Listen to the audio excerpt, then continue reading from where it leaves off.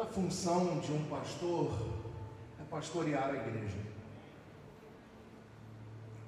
E pastorear a igreja é uma missão, é uma vocação.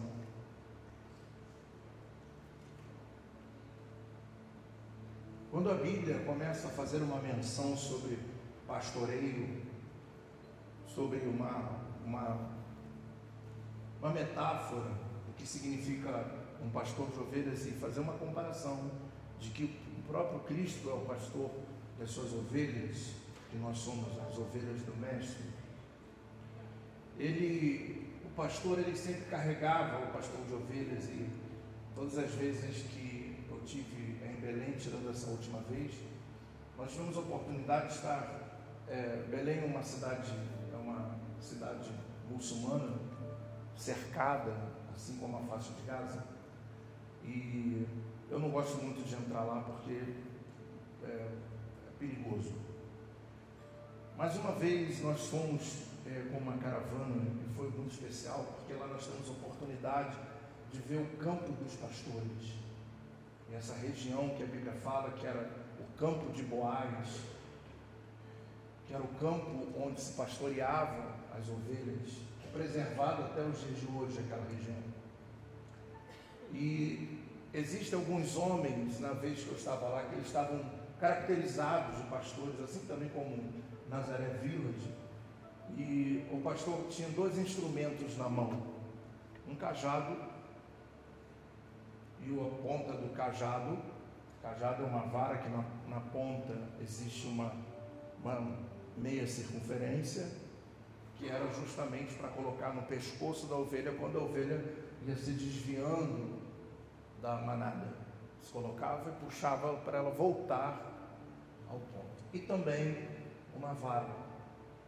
E essa vara era literalmente para aquela que toda hora se desviava, o cajado já não adiantava, ela tinha que tomar uma pancada com a vara. E essa pancada da vara fazia com que ela se despertasse e voltasse para o caminho. São duas coisas que existem: aquele chamado que coloca e traz para perto, e a hora que precisava ser corrigida. Mas o interessante é que o intuito dessas duas ferramentas era fazer com que a ovelha encontrasse os pastos, encontrasse a felicidade, encontrasse o lugar das águas, o lugar da comida, o lugar da bênção. Essa é a função de um pastor, de levar a igreja às águas, de levar a igreja às fontes, de levar a igreja onde se tem gordura, comida, para que o que você coma sentado, cada culto, cada domingo, a cada terça, a cada quinta, a cada culto jovem, a cada culto de adolescentes, e fora tantas outras atividades que a igreja tem. O intuito é manter você no caminho.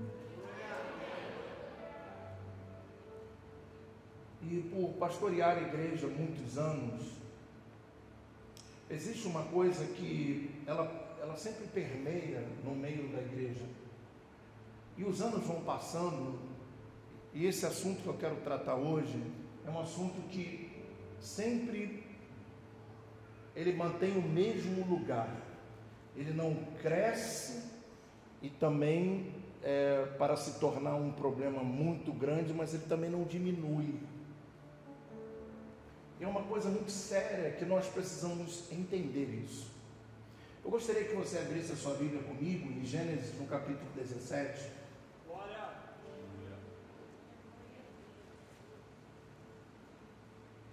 Eu gostaria de pedir que a igreja ficasse ligada aqui, que evitasse de ir ao banheiro, beber água e segurar um pouquinho aí, que eu acho que todos conseguem. A não ser que você tenha algum problema, não tem problema nenhum. Aqui no capítulo 17 de Gênesis,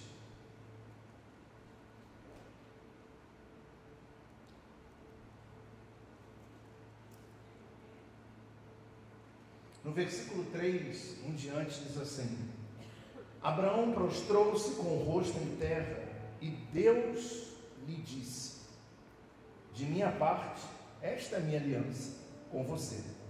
Você será o pai de muitas nações. Não será mais chamado de Abrão. Seu nome será Abraão. Sai do singular para o plural. Porque eu o constituí pai de muitas nações. Eu o tornarei extremamente prolífero. De você farei nações, e de você procederão reis. Estabelecerei a minha aliança como aliança eterna entre mim e você e os seus futuros descendentes. E você e os seus futuros descendentes, para ser o seu Deus e o Deus dos seus descendentes. Toda a terra de Canaã, onde agora você é estrangeiro, darei como propriedade perpétua a você e a seus descendentes, e serei o Deus deles. Quantos podem glorificar a Deus por isso? Então vamos ver na Bíblia, a Bíblia Sagrada, Deus fazendo uma promessa a um homem que lá no capítulo 12 convida ele a sair da sua terra, no meio da sua parentela, abandonar a vida passada para viver o novo. Todo novo, nós não sabemos o que é novo. Nós temos que ir. Qual é a garantia que temos do novo? Apenas que é novo. Apenas por causa de uma palavra. Abraão decidiu ir. E aqui no capítulo 17, Deus vai instituir uma aliança, que seria um sinal que Deus faria entre ele, o próprio Deus, com Abraão e os seus descendentes. Então Deus estava fazendo o seguinte, olha, continuando o texto aqui, que eu não vou continuar, quando vai ler o texto todo, vai se falar da circuncisão.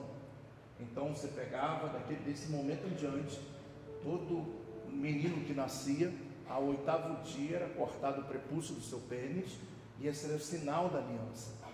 Toda criança que nascia e era circuncidado, e se fazia a cerimônia para a circuncisão, aquela criança já nascia debaixo de uma bênção e de uma promessa. E também, acima de tudo, que não é o suficiente uma bênção e promessa. Muitas pessoas acham que por receberem profecias durante toda a vida, e por Deus já ter falado de todas as maneiras, eles acham que vão prosperar, mas só tem uma forma das profecias e das promessas de Deus se cumprirem na minha e na sua vida, através de uma aliança. Sem aliança, você carrega apenas promessa, e você carrega apenas uma palavra. Para que tudo isso se concretize, é necessário uma aliança. E Deus faz esse sinal da aliança, que era externo no corpo, mas ao mesmo tempo era escondido. Ninguém via esse sinal, porque ninguém andava nu. Então, mas todo mundo que olhava e via lá um judeu que havia nascido, um menino brincando de bola como os meninos brincam, todo mundo sabia que aquela criança estava herdando uma bênção, promessas de viver uma nação poderosa, grandiosa. Essa era a palavra de Deus ao povo de Israel. E esse povo de Israel, e Abraão recebe e começa a praticar esse sinal. Até hoje o judeu pratica a circuncisão.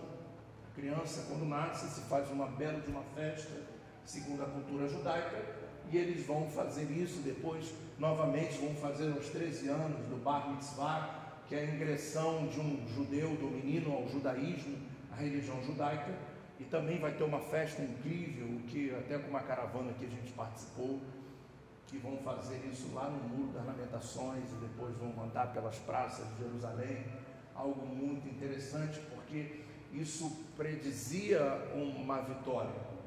É interessante observar que a cultura judaica, as pessoas não buscavam o que a gente busca. Na cultura judaica, as pessoas buscam a presença do eterno Deus. Ninguém busca ou ninguém comemora em nenhuma festa judaica. Existe a festa porque a pessoa se tornou empresária. Na cultura judaica não existe festa para quem terminou as suas universidades. A festa era apenas por sinal de uma aliança de Deus com o povo.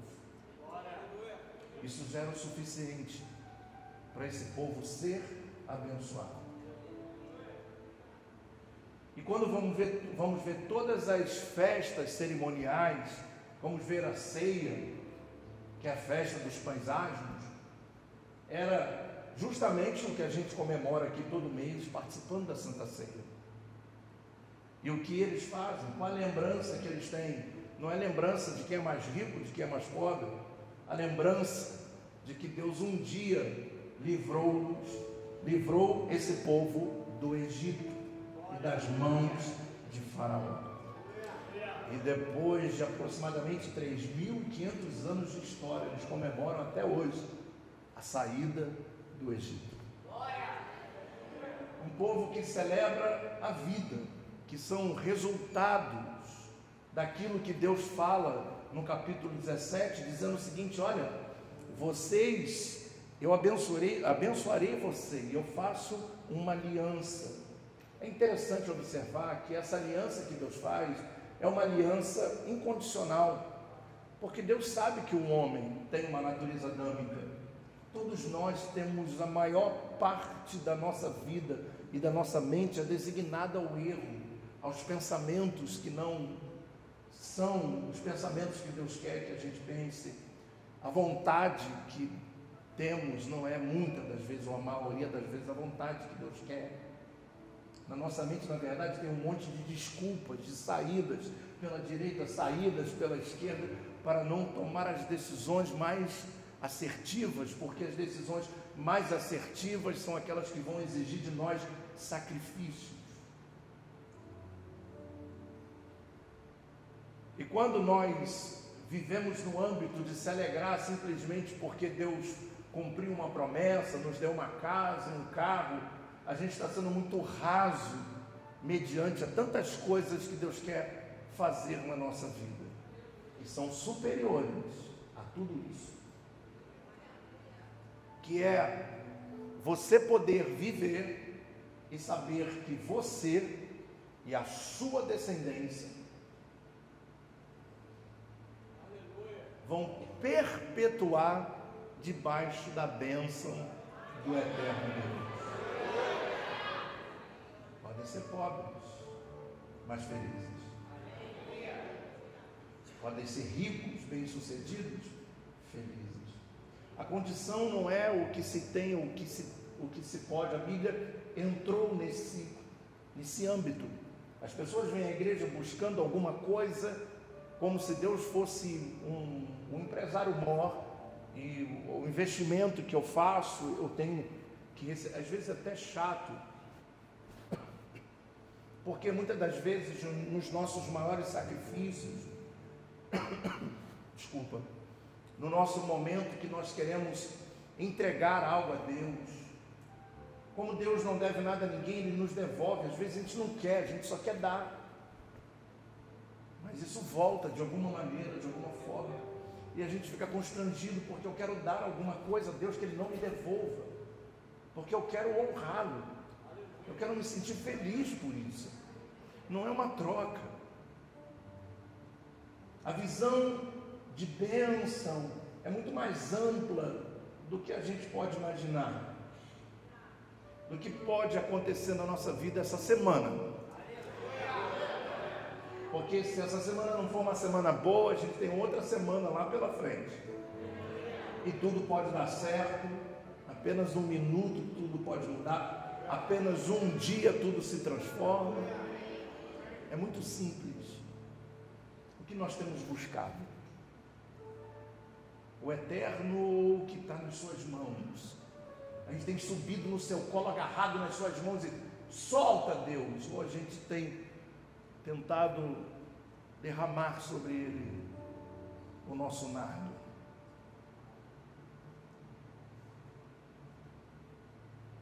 Isso fica muito claro quando nós decidimos buscar a Deus, isso fica em evidência.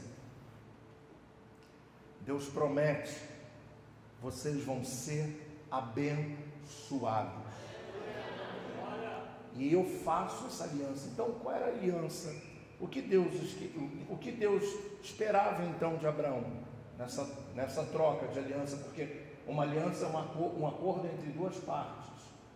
E isso a igreja não entende muito, porque pessoas, às vezes até dentro da igreja, você chega, você congrega no lugar, você é abençoado no lugar, e tem pessoas que às vezes saem, vão embora sem dar um tchau, não sabem o que isso significa, e vão para outro lugar, e vão chegar em outro lugar, e vão receber, e vão abandonar, e vão viver essa vida de pular e pular e pular e pular, e sem entender o que significa uma cobertura, o que significa o amor de um pastor e de uma ovelha. E Deus fala para ele o seguinte: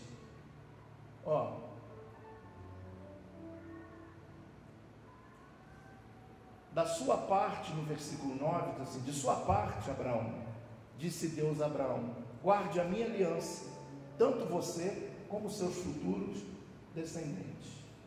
Deus não mandou guardar, presta atenção nisso aqui, Deus não mandou guardar lei, Deus não mandou guardar estatuto, só mandou guardar aliança. O que Deus estava dizendo? Que você veja o que eu estou fazendo como algo tão grandioso, poderoso, que você não merece, mas eu estou fazendo por amor a você e os seus descendentes. Só guarda isso como gratidão. Só guarda o que eu estou fazendo por você como gratidão.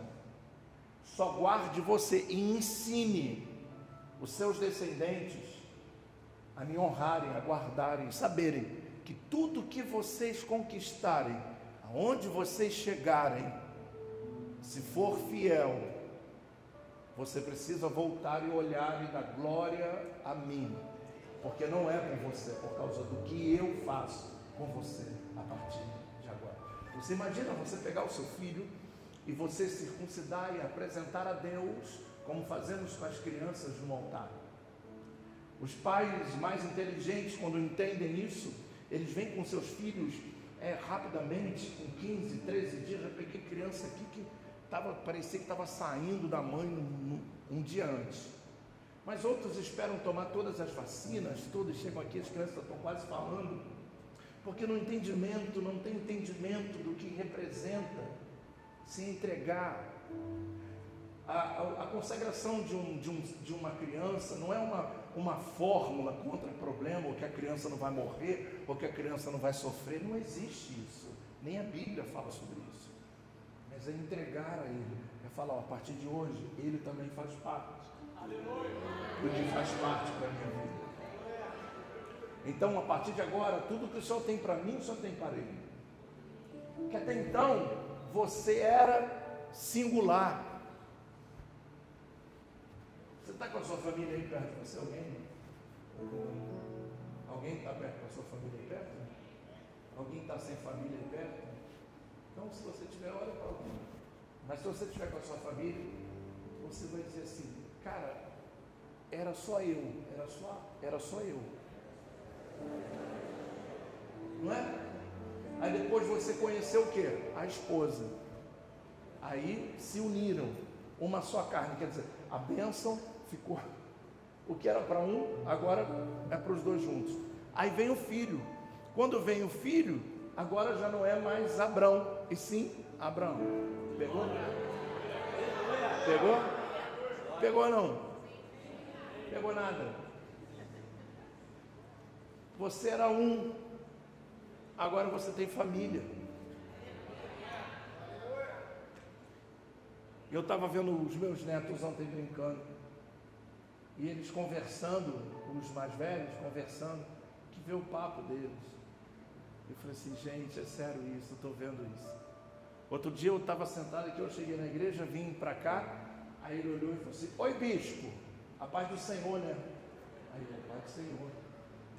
Tudo bem? A paz do Senhor. Lembra? A paz do Senhor. Eu falei: a paz do Senhor, irmão. Tudo bem? Aí entendi. Oi bispo, a paz do Senhor. então estão crescendo, e esse sinal dessa aliança, eu já não sou mais Abraão, não é por causa do cabelo branco, nem da barba branca, mas eu já não sou Abraão, eu sou Abraão. Sobre a minha casa, sobre a minha família, existe uma bênção que vai perpetuar. Você precisa dar valor a isso. Você precisa, pelo menos hoje, abrir a sua mente para você entender isso. E será que a gente poderia levantar as mãos e agradecer a Deus por isso? Quer dizer, Ele te multiplicou, cara. Os seus filhos é a sua multiplicação sobre a terra.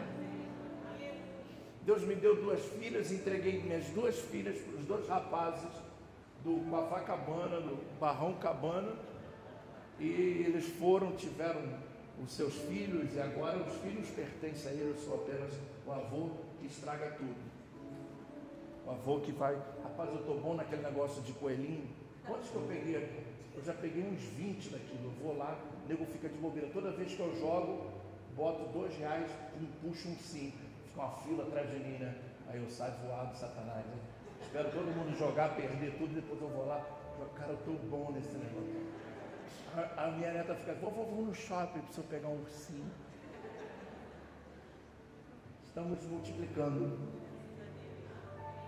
O problema não é multiplicar, é a bênção sobre a multiplicação, a bênção que está sobre a minha vida, porque às vezes a vida é tão corrida, a gente chega em casa, a gente deita e não presta atenção no que Deus abençoou, no que Deus nos deu a oportunidade de gerar. A bênção sobre um povo.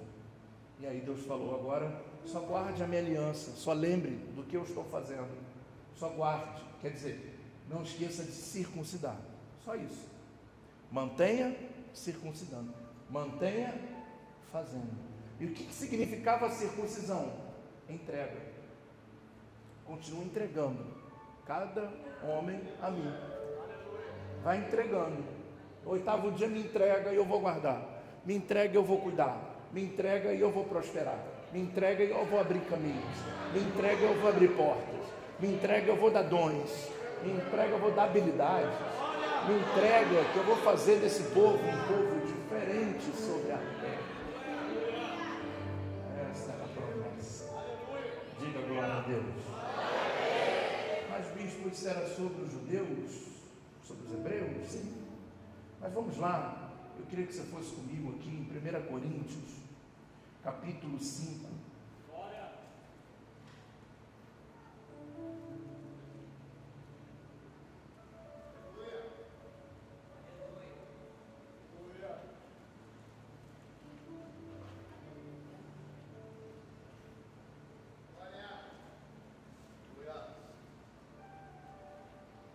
Desculpa, pessoal. 2 Coríntios, capítulo 5. Aleluia. 2 Coríntios, capítulo 5.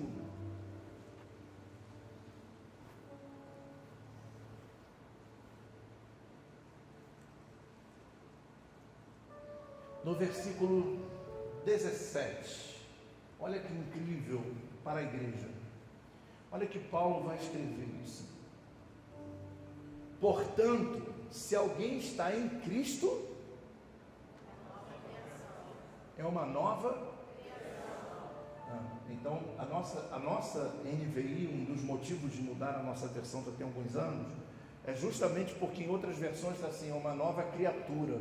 Não se pode melhorar o adâmico. É uma versão errada, é um sentido errado do nosso português. Ninguém pode ser uma nova criatura.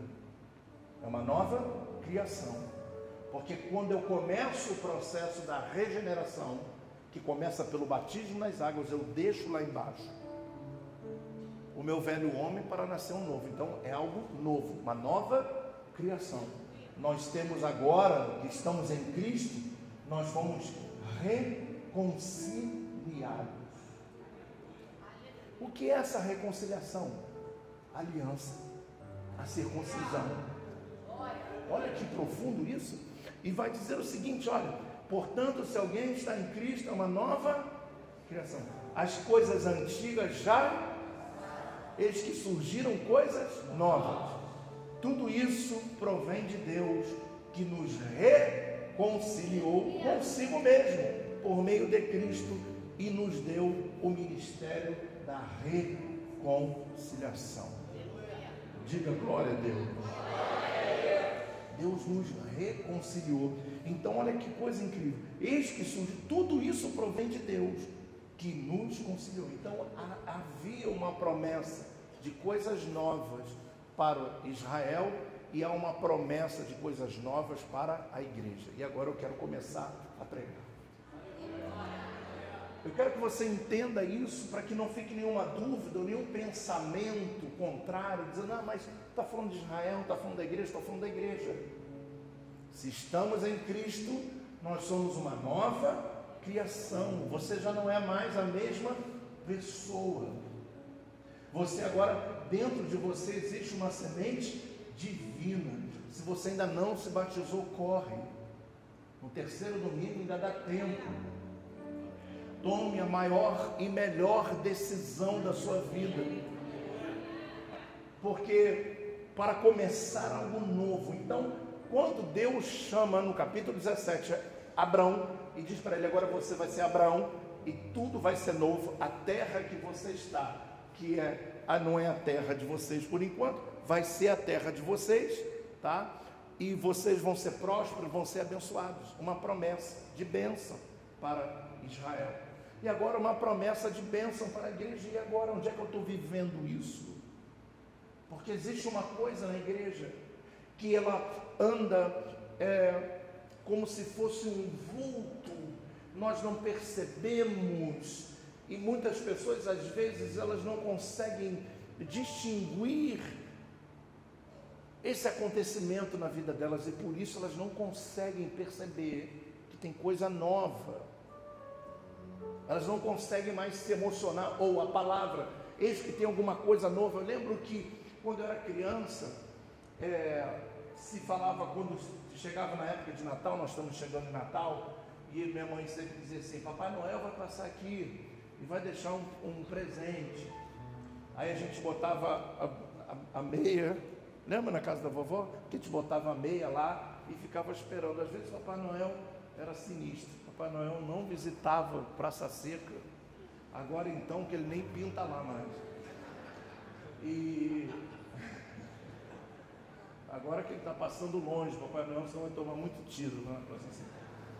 A questão é que a gente ficava esperando o que é novo traz uma ansiedade, né? Positiva. Ai, uma coisa bom, quando você está perto de viajar, você fica, né? Vou viajar. Como é que você fica? Sem dormir. Né? Num dia para o outro você fica sem dormir, você fica, uau, eu vou viajar, vou andar de avião. Entra no avião, senta, aí faz igual o pobre, né? Mete a banca, né? Segura aqui, ó, como se estivesse tranquilão, quase vomitando, passando mal, e sou da VK, meu irmão.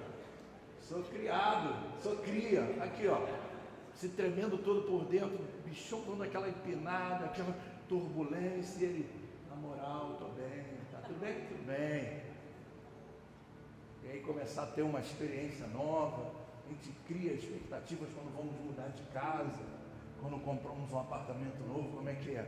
A gente entra e fica como quem sonha, né? Começa a cantar o Salmo 126, há uma nova canção em meus lábios, e aí a gente começa a cantar aquela coisa toda, compra um carro novo, a gente não quer nem pisar na água, você arruma um lugar para enxugar, faz aquele passo para entrar. Se estiver na chuva, tu arruma um lugarzinho para ficar. São as emoções. Mas quando você chega na igreja, às vezes você dá uma mensagem como essa que eu disse para você, eu acabei de dizer, tem algo novo e ninguém reage, porque já se religiosizaram.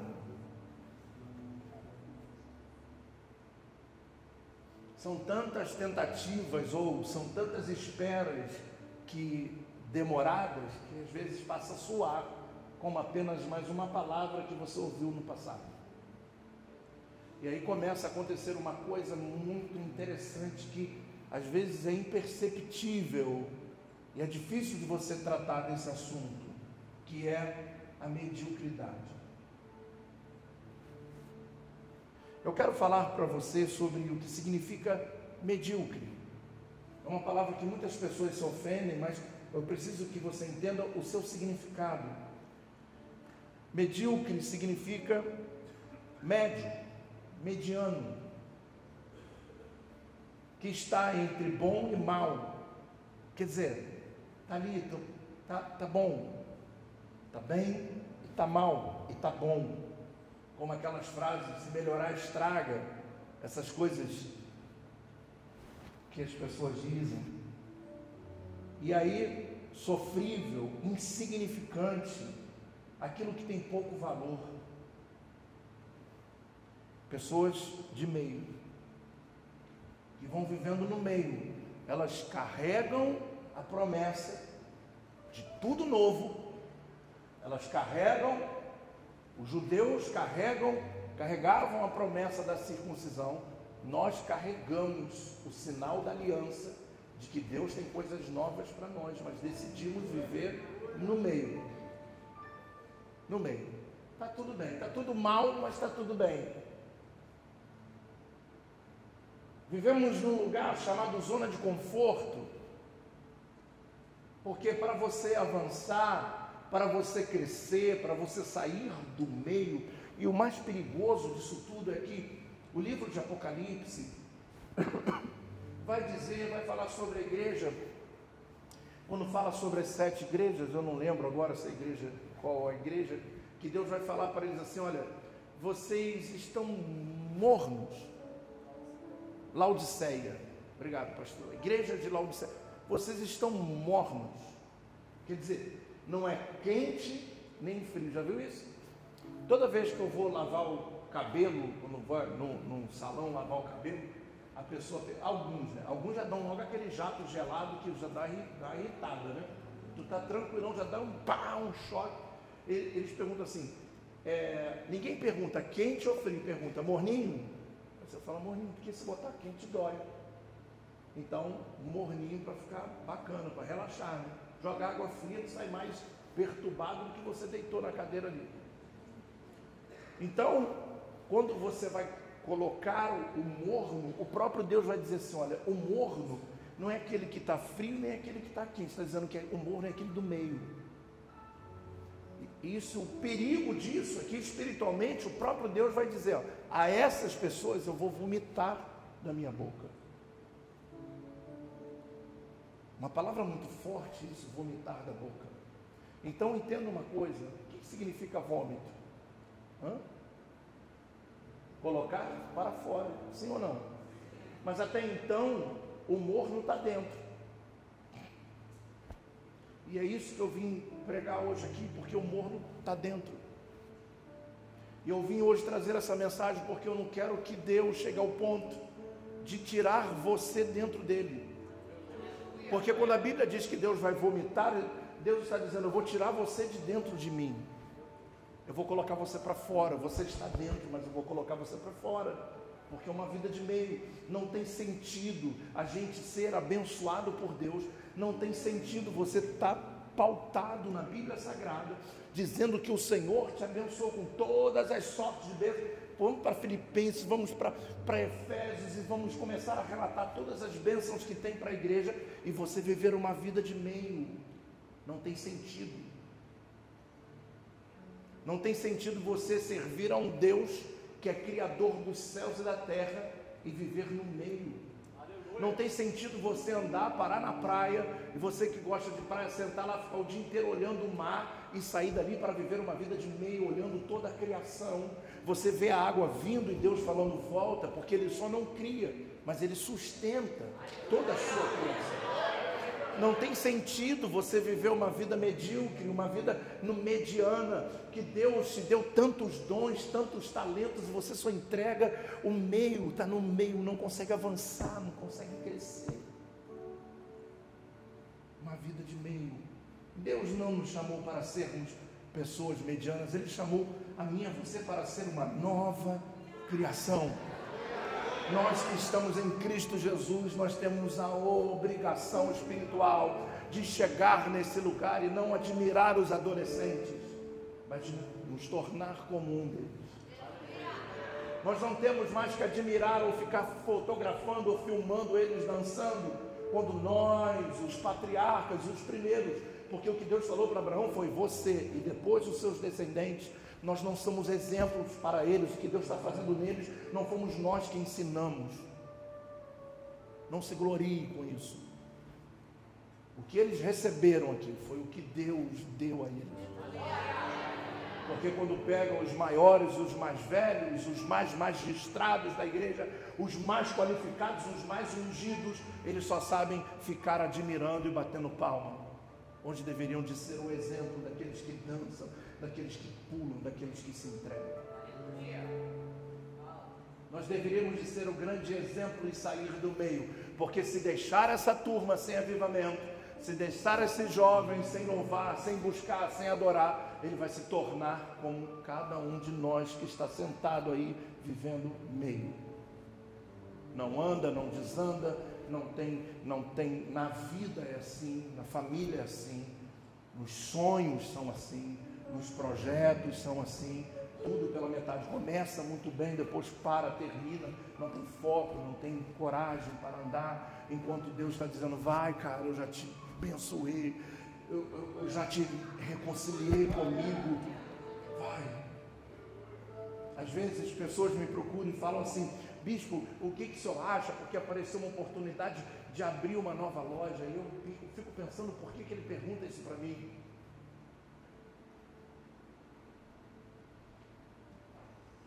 Porque se a Bíblia diz que Deus quer nos abençoar, o que vamos perguntar se uma porta está para se abrir, qual a dificuldade que tem nisso? A única pessoa que pode fechar a porta que você abre é você, se não for um bom administrador.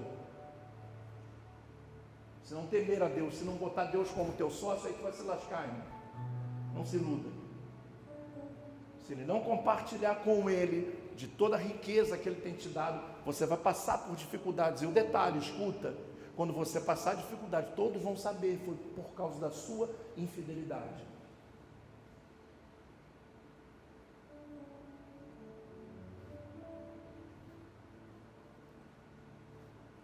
O ministério da reconciliação, sabe o que é ser reconciliado? Ser reconciliado é Deus chamar você e dizer assim, cara, você estava lá no mundo, perdido, você estava desgraçado, não tinha nada para você. Porque às vezes a gente acha que tem direitos. E eu fui lá, busquei você, trouxe você para cá. Agora é o seguinte, vamos andar comigo, eu vou fazer de você uma nova criação, mas guarda a minha aliança. Não se esqueça disso. Quando você se sentir cansado para vir ao culto, não esqueça, não vem um culto porque você precisa, vem um culto porque você tem uma aliança com Ele. Você não vem ao culto porque você está necessitando no momento mais difícil. Eu não venho ao culto para pedir, aliás, você acredita que tem muito tempo que eu não peço nada a Ele? Tudo acontece na lei da semeadura. Tudo que você semeia, você colhe. Por isso eu cantei com você aqui. Hoje eu não quero te pedir nada.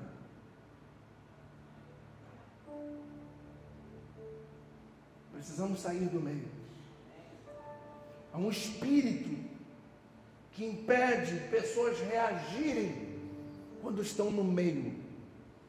Elas se colocam ali.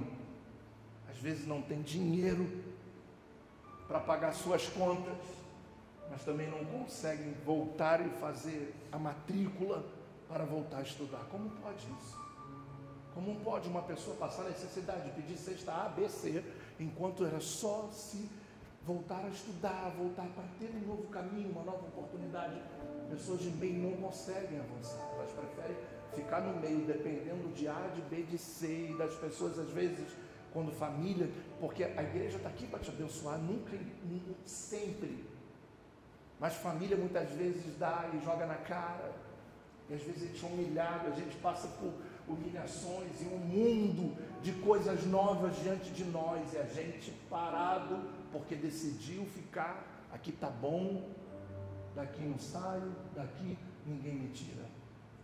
Talvez mais um ano agora, chegando no final do ano, que você vai terminar o ano com a sua casa ainda no tijolo, sem bolsa e pintura. Porque você, toda vez que chega no início, não, eu vou pintar, agora já deixou a coisa passar e já se acostumou a morar numa casa que quando chove a parede fica toda empoçada. As crianças ficam com um problema de respiratório, mas Deus é fiel. Tá bom assim mesmo. Com uma dificuldade de identificar isso. E eu vou te falar, durante todo o tempo que eu tenho de ministério, isso é uma coisa que anda sempre no meio da igreja, aliás, de todo ser humano, crente ou não. O meio.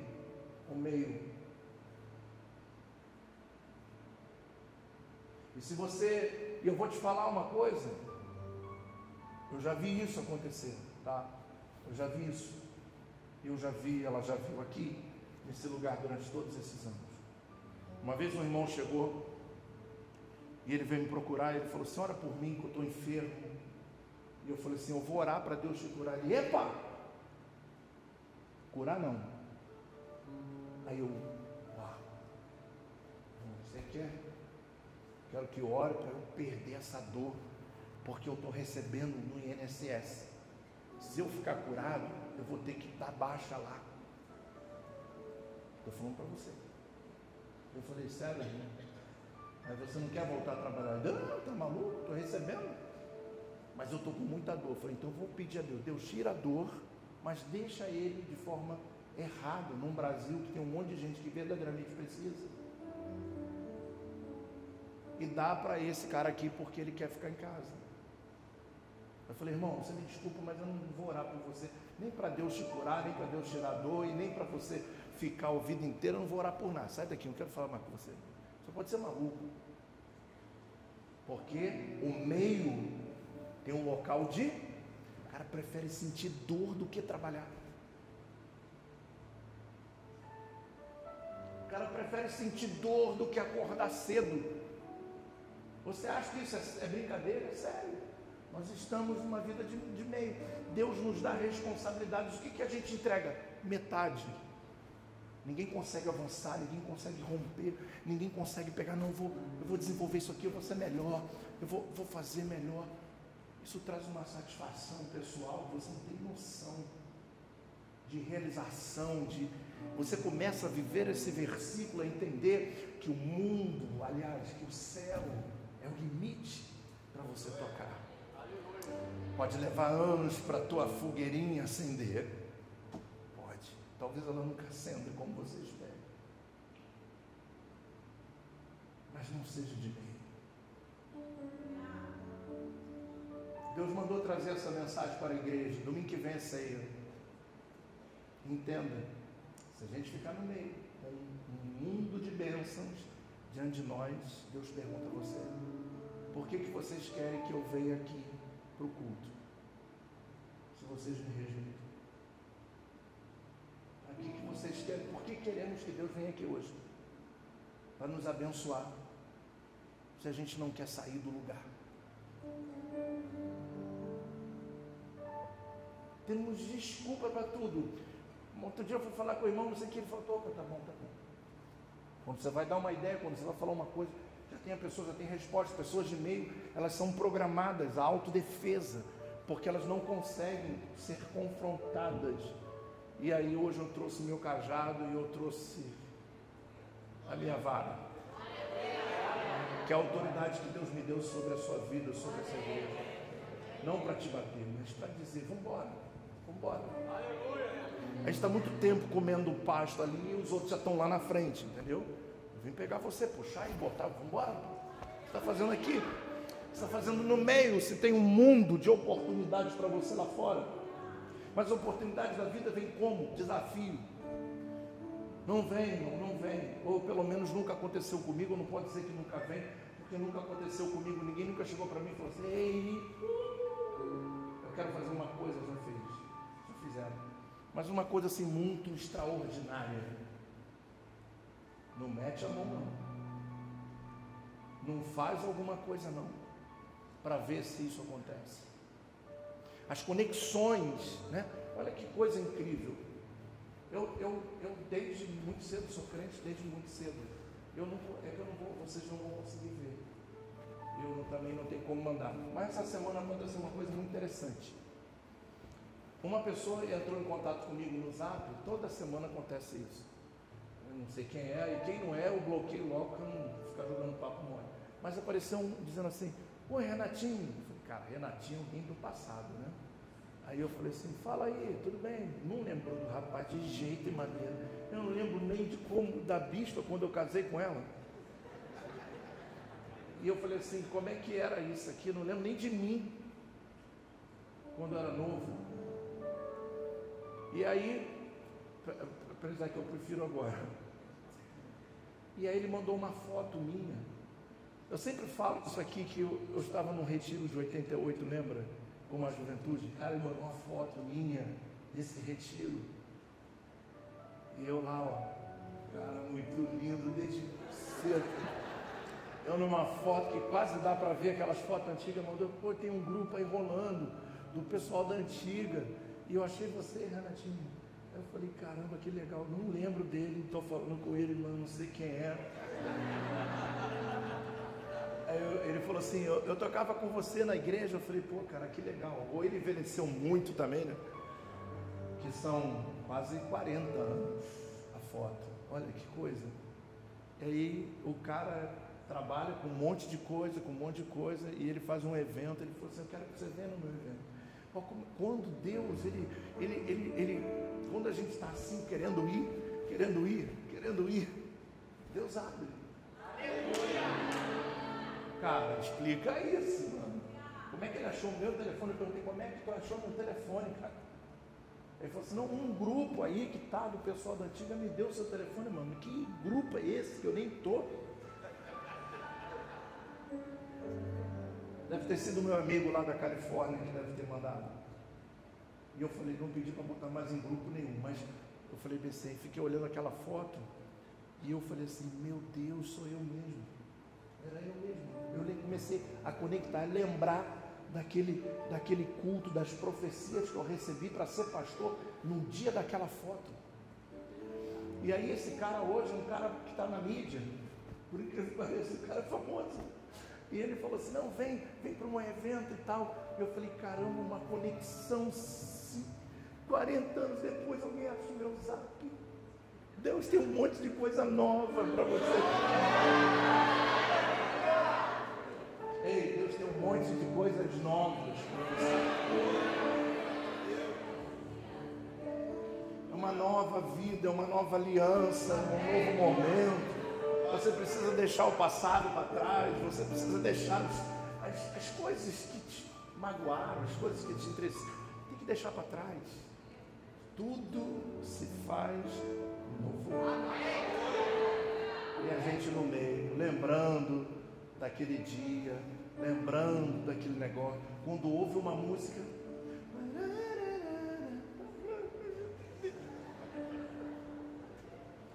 quando lembra de né? Eu não posso, esse que eu não posso cantar aqui. Mas quando lembra de um pagodinho, começa a lembrar do copinho, já vem logo, não. Né? Devagarinho aqui em casa, não tem ninguém vendo. Bebeto. Nega, eu ando calado, andei devagar.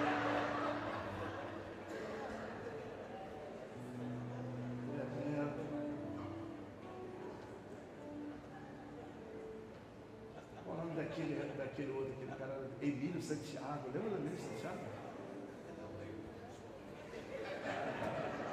Cara, eu lembro dele indo no Chacrinha, eu só nem sabia o que é Chacrinha. Alguém viu o Chacrinha alguma vez na vida? Era horrível aquele programa. Eu odiava aquele programa no Chacrinha. Ele conseguia ser pior do que o Silvio Santos, mano. Pelo amor de Deus. Cheio de coisas novas que Deus tem para a minha vida, para a sua vida. E a gente pensando no que não deu certo, olhando para trás, sentindo dor de coisas que já passaram. E Deus dizendo para mim, para você hoje aqui, olha só, saia do meio. Saia do meio. Pode dar um abraço nesse irmão que está do seu lado, diga: tem um mundo aí fora esperando a gente. Deus tem um monte de promessas esperando a gente. Saia do meio. Saia do meio. Saia do meio. Amém? Diga para o seu irmão: Deus não nos chamou para sermos pessoas medianas.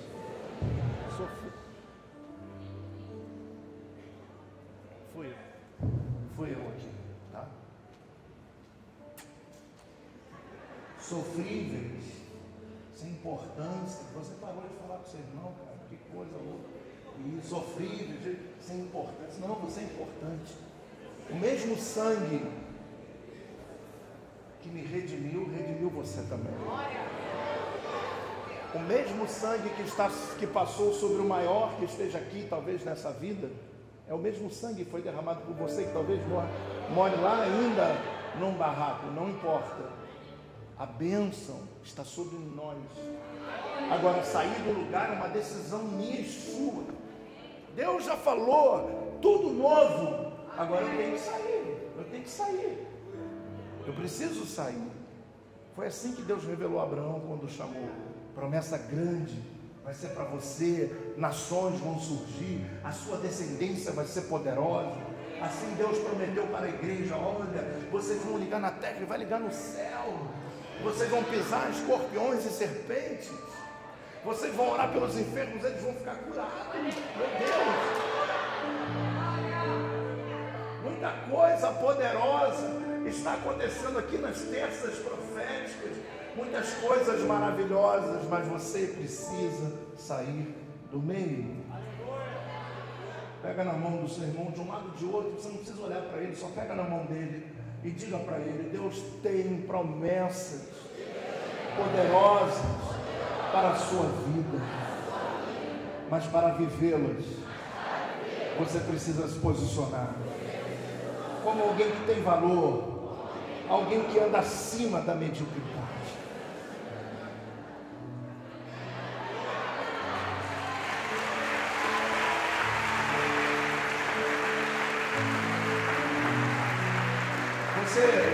Você hoje precisa levantar o seu nariz, não é prepotência não, levantar o seu nariz diante de todo mundo que disse que você não seria nada, não alcança nada, e você precisa levantar e dizer assim: eu carrego a bênção do Deus de Abraão sobre a minha vida. Está doido?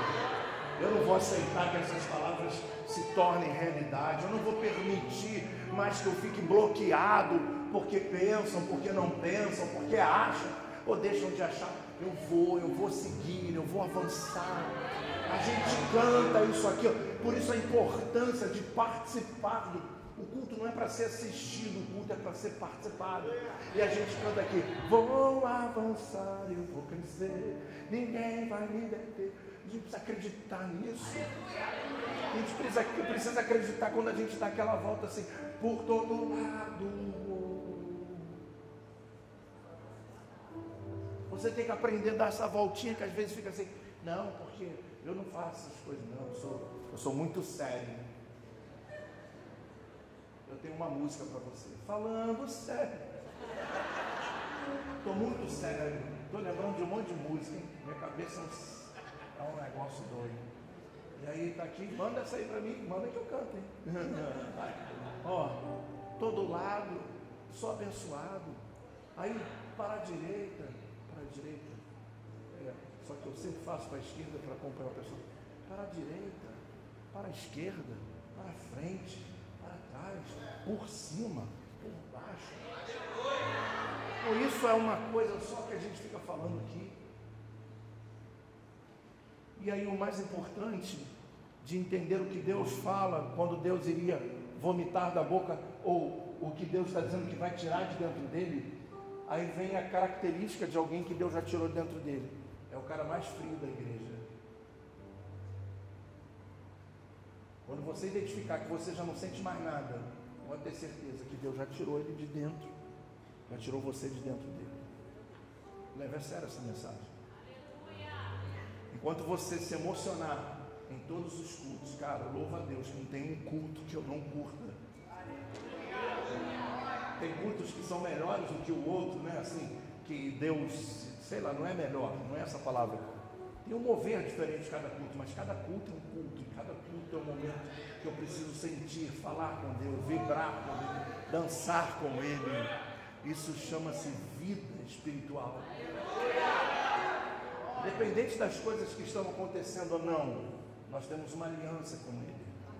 E essa aliança está em vigência. Amém? O que a mediocridade quer fazer conosco? Tirar a sua ótica, trazer você um sentimento de limitação, fazer você se sentir um derrotado. Ela traz a acomodação, a síndrome do tá bom, mas tá ruim, mas tá bom. Se melhorar, estraga. Uma vez eu vi isso de um senhor que eu fui evangelizar, ele estava dentro do botequim. Aí eu falei assim para ele, mas ele não estava bêbado não. Eu falei assim, tá aqui um folheto assim, meu amigo, eu não quero ir para a igreja, porque se eu for para lá, as coisas vão mudar. E eu não quero, porque se melhorar, vai estragar. Aí eu olhei para ele e falei, tá bom. Como se não bastasse, né? Às vezes ali gastando o dinheiro todo dos filhos, o leite, a comida, e o cara vai dizer que se melhorar, estraga. Será que hoje você, na hora da oferta, você deu o seu melhor? Você teve uma oportunidade, eu não vou tirar a oferta de novo. Oportunidades não voltam mais. E às vezes uma bênção que Deus queria fazer essa semana, a gente retém, porque a bispa não chegou aqui, não pregou 40 minutos como as igrejas fazem, só para pedir oferta. Tem culto aqui que às vezes o pessoal tem que me lembrar que tem que pedir oferta, porque o meu coração não está nisso. Hã? E nem revela o CPF nem nada também. Identidade, essas coisas.